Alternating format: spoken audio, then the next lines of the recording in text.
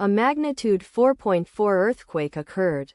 Kepulauan Talaud, Indonesia, 182 kilometers SE of Sarangani, Philippines, or 263 kilometers SE of General Santos, Philippines. On Tuesday, the 15th of July 2025, at 12 hours 9 minutes and 20 seconds local time, the quake had a depth of 26 kilometers and was not felt, or at least not reported so. Data source from EMSC. Did you feel it? Let us pray. May the earthquake that occurred not affect our brothers and sisters there. May the earthquake not happen again. And may God protect everyone. Amen.